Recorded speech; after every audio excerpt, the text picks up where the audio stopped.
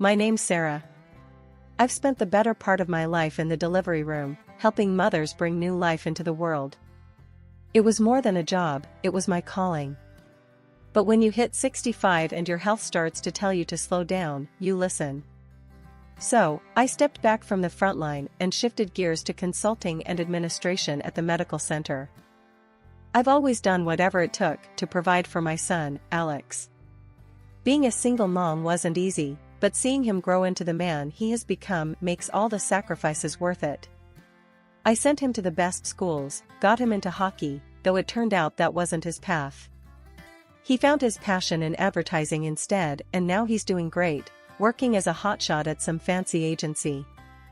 Currently, my big old house is all torn up for renovations, so I've moved into this little apartment temporarily. It's nothing like home, but it's got 4 walls and a roof, and that's enough for now. Today's kind of a big deal. Alex is bringing over his fiancée, Emily, for dinner. He's talked her up quite a bit, beautiful, smart, and works with him. I'm a bit nervous, truth be told. This place isn't much to look at, and I want to make a good impression. I decide to cook my famous beef stew. Just as I toss the last potato into the pot, I hear a knock. "Coming!" I shout, wiping my hands on my apron as I head to the door. There's Alex, looking as handsome as ever, and with him, a very pretty young woman, Emily. "Mom, this is Emily," Alex introduces her with a grin. "Nice to meet you, Sarah. Alex has told me so much about you," Emily says. "Please, call me Sarah. Welcome. I hope you're hungry," I say, leading them into the small dining area. I catch Emily looking around, her gaze lingering on the less-than-stellar furnishings. "So, Sarah, Alex mentioned you work at the hospital. What do you do there?" Emily asks as we sit down. "I handle some of the admin work," I reply casually, not wanting to dive into my past life as an obstetrician. Alex shoots me a look, surprised I didn't elaborate. I give him a quick wink, silently telling him to keep it under wraps. There's no need to brag. Emily seems a bit taken aback. "Oh, I thought maybe you were a doctor or something." The conversation moves on to lighter topics, but I can tell Emily is still sizing up everything. It's clear she expected something different. The apartment, my job, it's not adding up to her. As I serve the stew, I try to keep the atmosphere light. Here we go, my famous beef stew. It's not fancy, but it's got good, honest flavor. "It looks delicious, Sarah, thank you," Emily says, though her tone suggests she's still distracted by her earlier thoughts. We eat, making small talk about their work and plans. I notice Emily's polite, but there's a coolness there, a distance. She's hard to read, but I'm no stranger to tough nuts to crack. Once they left, I sat back down, thinking over the evening. It wasn't perfect, but it's a start. Maybe Emily needs time to see beyond the surface. I'll give her that time. For now, I'm just going to clean up and get ready for bed. The next dinner took place 2 weeks later. They arrived just as I was pulling the chicken out of the oven. Alex, ever my pride and joy, greeted me with a big hug, while Emily offered a polite smile, her eyes quickly scanning the small, somewhat worn living room. "Dinner smells great, Mom," Alex said, his cheer filling the cramped space. "Thanks, hon. I hope you're both hungry," I replied, ushering them into the dining area. As we sat down, Emily's gaze lingered on the mismatched chairs and the second-hand tablecloth. I could almost hear her thoughts ticking over. Finally, as I began to serve the food, she turned to me with a question that caught me off guard. "Sarah, I was wondering, how were you able to afford such a good education for Alex? Private school, hockey, must have been expensive, especially on a hospital administrator's salary." I paused, spoon midair, taken aback by the directness of her question. Not wanting to delve into my financial history or my past earnings as a top obstetrician, I opted for a simpler answer. "Well, Emily, my parents left me a small sum. It wasn't much, but I stretched it as far as I could. Education was always a priority for us," I said, giving a slight shrug as if it were no big deal. She nodded, though her expression was pensive, almost skeptical, as she looked around the apartment again. Interesting, she murmured, more to herself than to me, her eyes scanning the modest decor. Dinner continued with light conversation, mainly driven by Alex, who seemed oblivious to the tension. After we finished eating, Emily excused herself to use the bathroom but wandered slowly, taking in every detail of the apartment. I took the moment to speak with Alex, keeping my voice low. Alex, I'd prefer if we keep the details of my financial situation and the house under wraps for now, okay? Alex laughed lightly, brushing off my concern. Mom, you worry too much. It's not like it's a secret or anything. Just humor me, son. And, please, take your time to really get to know Emily, I added, my tone more serious. Mom, I love her. She's the one, he replied confidently, his face softening as he spoke of her. I sighed, resigned that my advice might go unheeded. Just be sure, that's all I ask. When Emily returned, her demeanor had shifted slightly, now more composed, perhaps even more determined. The rest of the evening passed quickly, and soon they were ready to leave. Thank you for dinner, Sarah. It was lovely, Emily said, her voice polite but distant as she hugged me goodbye. Of course, dear. Anytime, I responded, watching them leave with a mix of emotions. After closing the door, I leaned against it, feeling a mixture of concern and frustration. Emily's questions and her obvious disappointment with my current living situation left a sour taste in my mouth. Wedding preparations were in full swing, and Alex and Emily seemed to be caught up in the whirlwind of it all. Invitations, venue bookings, menu tastings, it was a lot, and despite the tensions, I wanted to help. One afternoon, they came over to discuss some of the plans. I had made some coffee and laid out a few snacks on the kitchen table, a neutral ground of sorts. The apartment still wasn't much to look at, but I'd managed to make it feel a bit more inviting. So, we're thinking of having the ceremony outdoors, Alex started, spreading out some brochures across the table. That sounds lovely, dear. Where at? I asked, trying to keep my tone enthusiastic. There's a small vineyard on the outskirts of town. Emily fell in love with it, he replied, looking over at Emily, who nodded in confirmation. Yes, it's perfect, very picturesque, Emily added, flipping through a brochure to show me a picture of the vineyard. The place looked beautiful, no doubt about it. I can see why you like it, I said, smiling at her. It'll make for beautiful photos.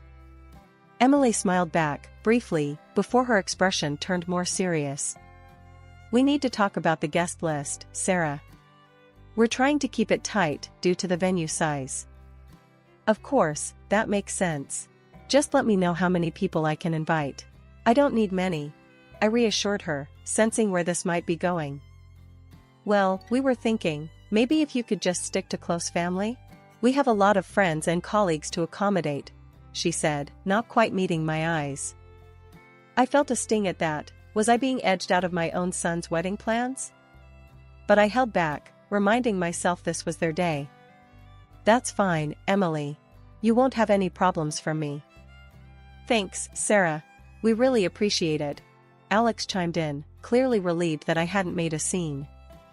We went on to discuss other details, flowers, music, the wedding cake. I tried to offer suggestions, but Emily had clear ideas about what she wanted. Whenever I brought up something, she had a polite but firm way of steering the conversation back to her preferences. As the afternoon wore on, I found myself speaking less and less, feeling somewhat sidelined in the planning of my only son's wedding. When they were ready to leave, I offered to help with anything they might need, trying one last time to be involved. Actually, Sarah, I think we've got it covered. But thanks, Emily said, her smile polite but distant. We'll keep you updated, of course. Of course, dear. Just happy to help, I replied, keeping my smile fixed until the door closed behind them. I washed the dishes slowly, lost in thought, wondering how things would pan out on the wedding day. Would I just be a guest at my son's wedding, watching from the sidelines? The thought weighed heavily on me as I dried the last cup and turned off the kitchen light. Alex's birthday rolled around, And this year was different because I wasn't planning the celebration. Emily took it upon herself to throw the party. Somehow, my invitation got lost in the shuffle, or so I thought. The truth hit hard when a friend casually mentioned the big bash being set up at their place. I wasn't on the guest list, a fact that stung deeply, but I put on a brave face. My son's happiness was more important than my feelings, and I decided to drop by with a gift, uninvited but hopeful. I chose a classic gift, a nice watch I knew Alex had been eyeing for months. It was more than a gift, it was a token of my ongoing love and support, regardless of the chill that had crept into our relationship lately. The bonus to the watch was a bottle of good wine. I parked down the street and walked up to their house. The sounds of laughter and music spilled out from the backyard. Taking a deep breath, I opened the gate and stepped inside. Almost immediately, I felt like I was intruding. The yard was bustling with groups of Emily's friends and her family, people I barely knew, despite the impending wedding. Emily spotted me first. Her smile was tight, the welcome even tighter. "Sarah, this is a surprise. What are you doing here?" Her tone was polite, but the undertone was clear. I wasn't expected, nor particularly wanted. "I just wanted to wish Alex a happy birthday," I said, my voice steady, despite the chilly reception. "Oh, well, he's around here somewhere," she replied, her eyes scanning the crowd, clearly reluctant to guide me to him. Navigating through the clusters of guests, I finally found Alex. His face lit up when he saw me. "Mom, you made it. I thought you were busy today." "I couldn't miss your birthday, honey," I said, handing him the gift. His genuine smile as he opened it warmed my heart for a moment. We chatted briefly, a good moment in an otherwise awkward situation. But then Emily joined us, her smile forced. "Alex, babe, we need to get ready for the toast," she said, then turned to me. Her next words were low and clear, meant only for my ears. "Sarah, maybe it's best if you don't stay long. We've got a lot planned, and well, it's a bit crowded here." Her message was unmistakable, and the undercurrent of dismissal couldn't be ignored. I looked at Alex, hoping for some support, but he was already being pulled away by a friend calling for him. I nodded, gave Alex one last smile, and left. Walking back to my car, the sounds of celebration behind me, the hurt settled in deep. It was clear Emily saw me as an outsider, and her direct approach left no room for misunderstanding. The drive home was quiet, my thoughts loud with the harsh reality of my new place in Alex's life. Once home, the silence of my apartment enveloped me. I sat down, the unopened bottle of wine I'd brought as a gift for the party now just a reminder of the evening's rejection. I poured myself a glass, the wine bitter like the evening's experience. Only 3 days left until the wedding, and I thought I had seen it all, but I was wrong. That morning, a soft knock on my apartment door signaled an unexpected visitor, Emily, alone, without Alex. "Good morning, Emily. What brings you here today?" I asked as I let her in, surprised by her solo visit. "Sarah, we need to talk. It's about the wedding," she began, her voice steady, betraying a rehearsed confidence. I led her into the small living room, gesturing towards the sofa. "Of course, dear. What about the wedding?" She sat down abruptly across from me at the kitchen table, sliding the envelope towards me. "I think it's better for everyone if you don't attend the wedding," she started, her tone firm, leaving no room for arguments.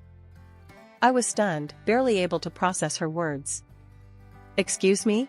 I finally managed to say, my voice a mix of shock and disbelief. Emily sighed, as if she was explaining something simple to a child. "Here's $3,000. I think this will make up for any inconvenience." I couldn't believe what I was hearing.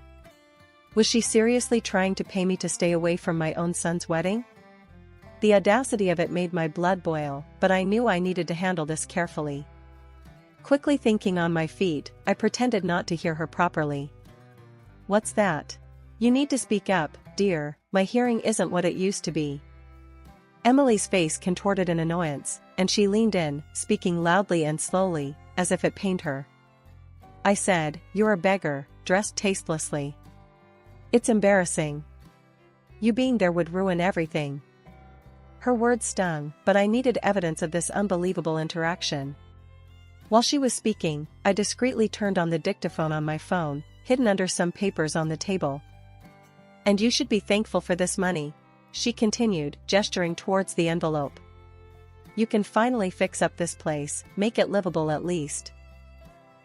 I kept my composure, playing along. "Oh, is that right? Well, I suppose I should be grateful then." "Yes, you should," she replied, clearly relieved that I was agreeing. She pushed the envelope closer to me, eager to conclude her distasteful errand. I picked up the envelope, the crisp bills feeling like dirt in my hands. Emily stood up, smoothing her dress, looking satisfied with herself. "I'm glad you're being reasonable about this." "Oh, absolutely, dear. Thank you for your generosity," I said, my tone dripping with feigned gratitude. With a nod, Emily left my apartment, no doubt believing she had successfully bought my absence from the wedding. Once the door closed behind her, my act dropped, and the gravity of what had just occurred washed over me. I dialed Alex immediately, my fingers trembling slightly as I pressed the phone against my ear. "Alex, you need to come over now. It's urgent," I said, my voice tight with a mixture of anger and urgency. He could hear the seriousness in my tone. "I'm on my way, Mom. Hang on," he replied, and I could tell he was already grabbing his keys and heading out the door. The minutes dragged until he arrived. As soon as I heard the door swing open, I ushered him into the living room. "Alex, there's something you need to hear," I said, my voice steady, despite the storm of emotions inside me. I handed him the phone where I'd saved the recording of my conversation with Emily. His face was a mask of confusion as he listened, his brow furrowing deeper with each passing second. When the recording ended, he looked up, shock and disbelief written all over his face. I had no idea she could say such things. "Mom, I'm so sorry. I can't believe she'd do this to you. We need to expose her, show everyone what she's really like." "But how?" I had been thinking about this ever since I turned off the recorder earlier. "I have an idea. Over the years, I've helped bring hundreds of lives into this world. Many of those families still keep in touch, respect me for the work I did. What if we gather their stories? Show everyone how much I've been a part of this community?" Alex's eyes lit up with a mix of pride and hope. "That's brilliant, Mom. We could record some testimonials from your patients, even the people you've worked with at the hospital, and the mayor. You did help his wife when she was in labor, after all." Over the next few hours, we were busy. I contacted several of my former patients who I knew would be willing to speak on my behalf. Using Skype, I recorded heartfelt messages from these women, each sharing their stories about how I had helped them during their most vulnerable moments. The head of the hospital where I worked also contributed, praising my dedication and professionalism. Even the mayor made a brief appearance in one of the videos, expressing his deep respect for me both personally and professionally. By the end of the day, we had compiled a series of powerful, personal testimonials. Alex edited them into a single video, adding photographs of me at work, with patients, and in the community, images that painted a picture of a life dedicated to service and care. That night, I went to bed feeling a mix of nerves and determination. Tomorrow would be one of the most challenging days of my life, but also, perhaps, one of the most important. The day had arrived, beautifully set for a wedding that was supposed to unite two families. The venue was beautifully decorated, flowers everywhere, guests dressed in their finest. The air was filled with a mix of excitement and nervous anticipation. Little did everyone know, the day was about to unfold in a way none could have predicted. As the time approached for the bride to make her grand entrance, a video was scheduled to play, a montage of Alex and Emily, their journey together leading to this day. I knew this was the moment I had prepared for, my heart heavy with the burden of what I was about to do, but firm in my resolve that it was necessary. I had the audio recording ready, the one where Emily had bluntly offered me $3,000 to not attend the wedding, to erase myself from this significant moment in my son's life. My hand trembled slightly as I switched the input from the scheduled video to the audio recording.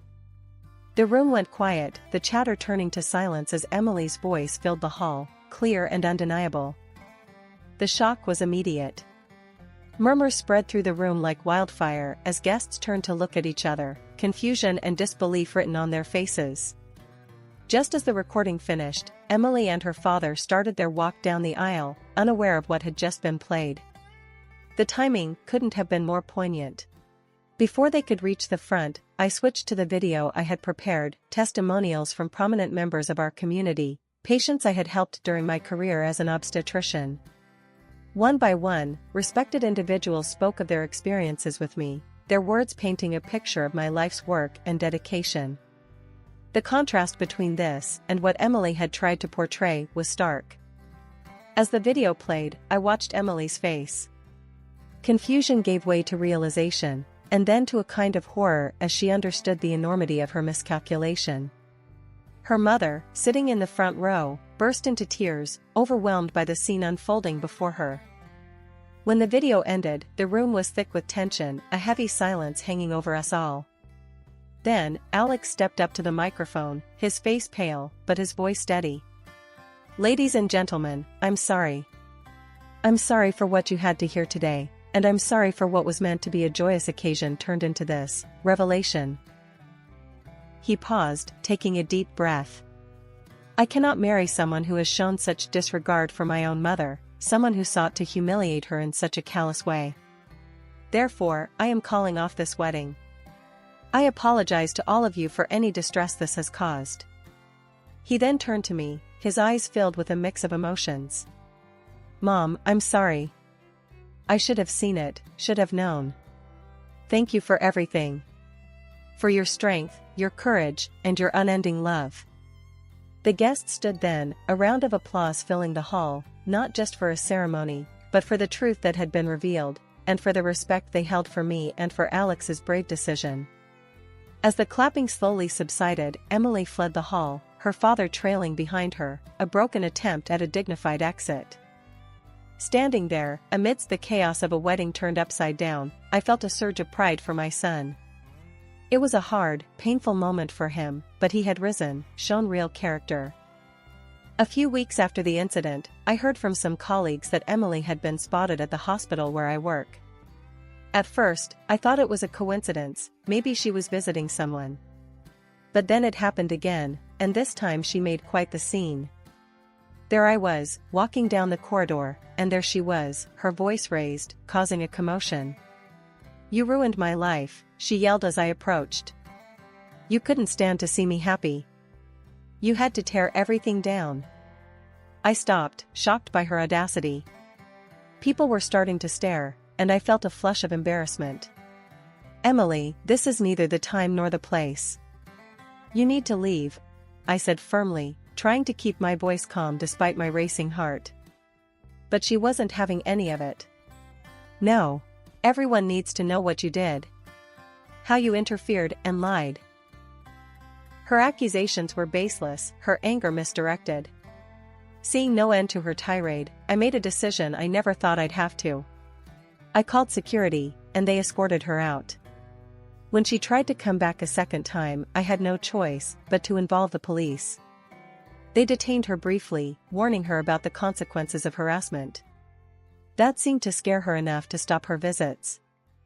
After that, Emily disappeared from my life. Last I heard, she left the city, but I don't know where she ended up. Meanwhile, life at home finally found its peace. The renovations on my house were completed, and I moved back into my beautiful, tranquil space. The contrast between the chaos of the past and my serene home life was stark, and I appreciated my solitude and stability more than ever. 2 years slipped by quickly, and life brought happier changes. Alex, resilient and matured from his experiences, met someone new, a wonderful woman named Clara. They got married in a small, intimate ceremony, which was a joyous occasion, filled with love and genuine happiness. Clara is everything Emily wasn't: kind, respectful, and genuinely supportive of Alex and me. Now retired, I've taken to enjoying the slower pace of life. My days are filled with gardening, reading, and long walks. I've also started planning a trip around the world, something I've dreamed about for years, but never had the time or freedom to pursue.